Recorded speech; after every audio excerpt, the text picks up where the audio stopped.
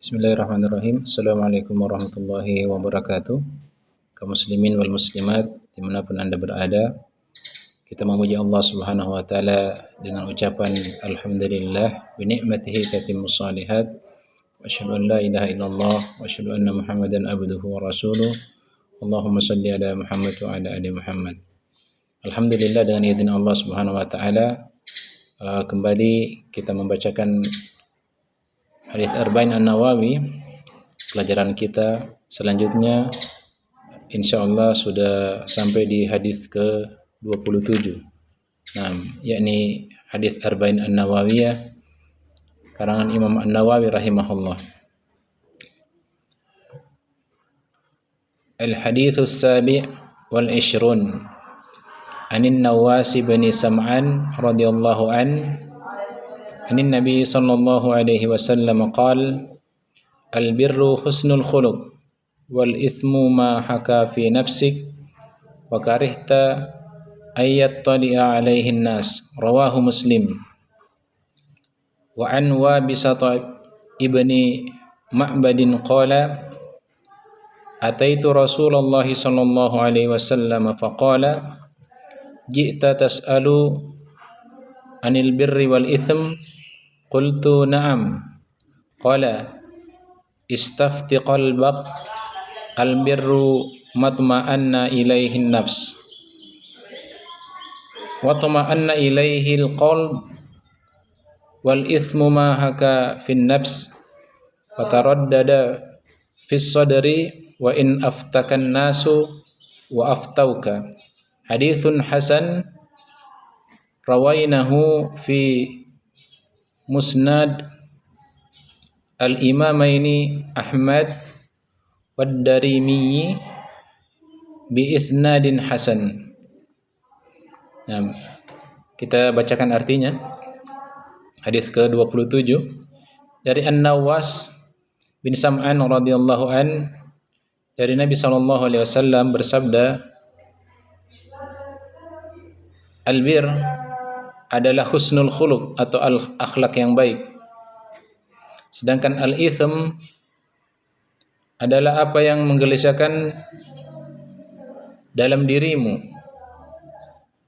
Engkau tidak suka jika hal itu nampak di hadapan orang lain.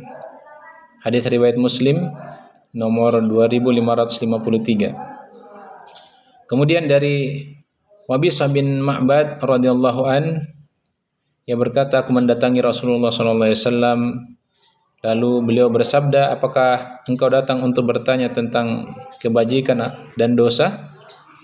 Aku menjawab, ya. Nabi SAW bersabda, mintalah fatwa kepada hatimu. Kebajikan itu adalah apa yang jiwa merasa tenang dengannya dan hati merasa tentram kepadanya. Sedangkan dosa itu adalah apa yang mengganjal dalam hatimu dan membuatmu ragu, meskipun manusia memberi fatwa kepadamu. Hadis ini hasan. Kami riwayatnya dalam dua kitab Musnad, dua orang imam, Ahmad bin Hanbal dan Ad-Darimi dengan sanad yang hasan. Kemudian kita bacakan faedah hadisnya. Di antara faedah hadis dari hadis ke-27 kitab Arba'in An-Nawawi, faedah yang pertama, kata para ulama, albir atau kebaikan bisa bermakna silaturahim atau menjalin hubungan dengan kerabat. Apakah hubungannya sempat retak, tidak baik, kemudian dipintal kembali, diperbaiki kembali, itu adalah bagian dari albir. Kadang juga bisa bermakna cara bergaul yang baik. Cara bergaul yang baik. Juga albir bisa bermakna ketaatan kepada Allah Azza wa Jalla. Terkait dengan keimanannya, ketakwaannya kepada Allah Subhanahu wa taala, rutinitasnya menjalankan salat 5 waktu, puasa sunnah Senin Kamis, puasa Ramadan, dan segala bentuk ketaatan-ketaatan lain yang sudah digariskan Allah Subhanahu wa taala melalui syariatnya Al-Qur'an dan sunnah nabinya Muhammad sallallahu alaihi wasallam. Nah, semua ini termasuk bagian dari husnul khuluq atau akhlak yang mulia. Itulah penjelasan dari Imam An-Nawawi dalam syarah Sahih Muslim. Kemudian faedah yang kedua, akhlak yang mulia adalah bentuk kebaikan yang paling utama. Akhlak mulia adalah bentuk kebaikan yang paling utama. Faedah ketiga, akhlak yang mulia atau husnul khuluq adalah berakhlak dan akhlak yang sesuai dengan syariat dan beradab dengan adab yang diajarkan oleh Allah dan apa yang diajarkan oleh Rasulnya kepada kaumnya. Nah, faedah yang keempat, bahwasanya albir, kebaikan, dimutlakkan untuk setiap perbuatan ketaatan yang lahir maupun yang batin, yang terlihat maupun yang tersembunyi. Nah, Ibnu Taimiyah rahimahullah dalam Majmu'ah Al-Fatawa menyebutkan bahwasanya albir adalah segala bentuk perintah Allah Subhanahu wa taala. Dan ini takwa, perintah Allah Subhanahu wa taala. Kemudian faedah yang kelima adalah albir juga bisa dimaknakan dengan lawan dari uquq atau durhaka, seperti uququl walidain, durhaka kepada kedua orang tua, naudzubillahi min dzalik. Nah, sehingga ada istilah birrul walidain, berkata baik kepada kedua orang tua, albir dalam istilah bermakna berbuat baik dan menyambung hubungan dengan kedua orang tua, baik ketika dia masih hidup maupun telah meninggal dunia. Keenam, albir juga kadang dikaitkan dengan takwa. Pada saat ini albir berarti menjalankan konsekuensi keimanan dan berakhlak yang mulia. Sedangkan takwa berarti menjauhi segala apa yang Allah larang, berupa kekufuran, kefasikan dan kemaksiatan kepada Allah Azza wa Jalla. Kemudian husnul khuluq, berakhlak yang baik, bisa juga jadi kepada manusia dan bisa juga jadi kepada Allah. Berakhlak kepada Allah mencakup menjalankan kewajiban, menjalankan sunnah-sunnah, meninggalkan keharaman, juga meninggalkan yang makruh. Kemudian ke-8, al-itsm atau dosa yang dimaksud dalam hadis ke-27 ini adalah semua dosa, baik dosa besar maupun dosa-dosa kecil. Naudzubillahi min dzalik.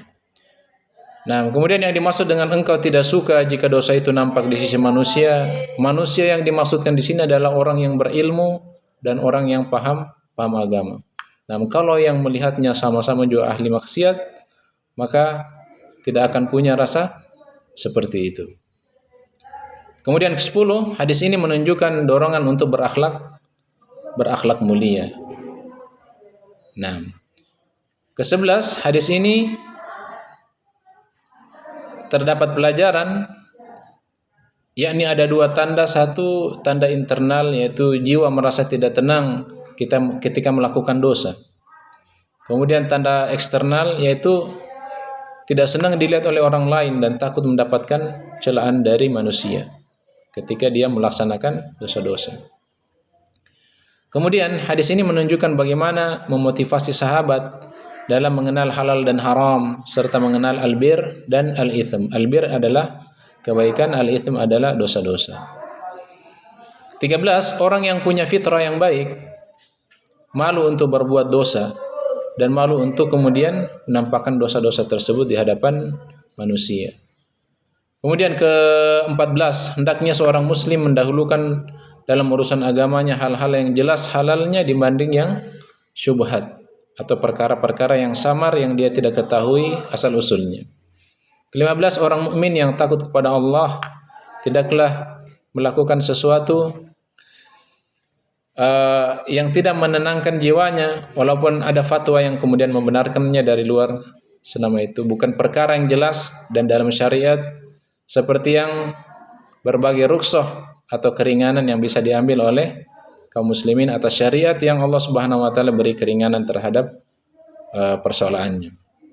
Nah, banyak sekali hal yang bisa kita pelajari dari hadis ini. Mudah-mudahan bermanfaat bagi diri kami dan seluruh kaum muslimin dimanapun berada. Subhanakallahumma bihamdika asyhadu an la ilaha illa anta astaghfiruka wa atubu ilaik. Assalamualaikum warahmatullahi wabarakatuh.